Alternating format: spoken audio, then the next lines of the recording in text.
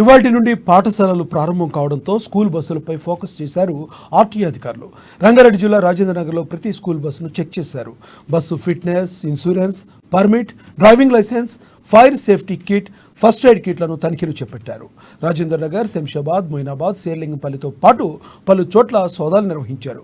First aid kit లేని బస్సులకు డ్రైవర్లు uniform వేసుకోవడంతో పాటు వేసుకోకపోవడంతో వారికి ఫైన్లు వేశారు. 30 వాహనాలపై కేసు నమోదు చేశారు. కండిషన్లో లేని పలు బస్సులను సీజ్ చేశారు ఆర్టీఏ అధికారులు.